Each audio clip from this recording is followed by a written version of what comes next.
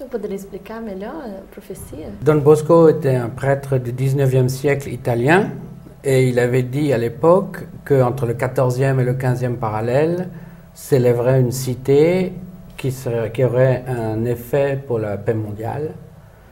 Et c'est justement 60 ans, 70 ans après, Brasilia a été construit entre le 14e et 15e parallèle. Dom Bosco foi um padre italiano do século XIX que em suas profecias ele dizia que entre o paralelo 14 e 15 iria ser construída uma cidade e que essa cidade seria de extrema importância para a paz Mondial. Para a paz mundial. E exatamente Brasília foi construída entre esses dois paralelos, né, o 14 e o 15. Então é por isso que seria um reforço para que a espiral fosse feita aqui. Mas como que isso faria com que a paz se perpetuasse? Que si on ne fait pas la paix, ce sera les gens qui font la guerre qui vont gagner et ils vont détruire la planète. Se não fizer a paz, as pessoas que fazem a guerra é que vão ganhar e vão destruir o planeta. Et la pollution aussi, comme le Forum social de Porto Alegre l'a montré, il faut agir, il faut avoir des actions contre les gens qui n'aiment pas la paix.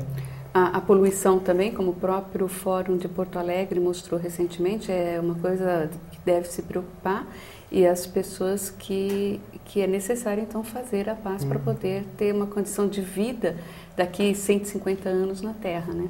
Et les festivals de musique sont des bons catalyseurs pour amener beaucoup de gens en même temps et pouvoir démarrer un mouvement E o efficace. festival de música seria um bom catalisador para trazer bastante pessoas, né, para essa causa da paz. Com a iminência da guerra, então, seria um momento ideal, né? Realizar essa espiral, esse ativisme pela paz, né? Mais disons que ça fait 10 ans que j'essaye de faire cette spirale, donc tout le moment sera bon, mais je ne peux pas le faire seul. J'ai besoin d'une organisation qui ait des structures, qui permettent de contacter les gens, les médias.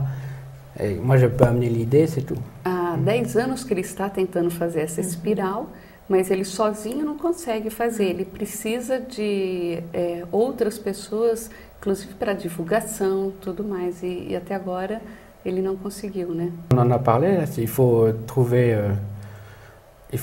des promoteurs qui veulent bien organiser un festival de musique sacrée. J'ai tous les noms, Barbara Hendricks, Johnny Clegg, Mahavishnu, Ravi Shankar, tous les artistes existent, il faut simplement les contacter, leur donner de l'argent pour qu'ils viennent et trouver, par exemple, au centre de Brasilia, il y a une grande avenue où on peut très bien organiser une spirale, il faut tracer sur le sol une marque et puis voilà. Bom, necessariamente que ele precisa de promotores, porque a ideia ele tem, mas como fazer essa promoção é que é o difícil. Então, por exemplo, ele já tem alguns nomes que ele acha que seriam importantes participar desse concerto, né? Toutes ces personnes auxquelles je pense ont déjà fait des déclarations dans le passé, ont déjà participé à des bénéfices concerts qui vont toujours dans le même sens. Donc, il n'y a aucune raison qu'ils disent non si on leur propose. São artistas que trabalham pela paz também, que já fizeram trabalhos anteriores voltados para isso. Então, ele não vê nenhuma dificuldade se contatassem essas pessoas, dessas pessoas também participarem. Mas, para isso, é evidente que precisa de uma estrutura, de uma infraestrutura para que seja feito. E para você que quer entrar em contato com o Sr. Cyrille Verdun, você pode mandar um e-mail para cverdun@aol.com. A gente agradece a participação de vocês. Obrigado. E obrigada a você. Você fica agora com as imagens do concerto de Cyrille Verdun na Universidade de Brasília.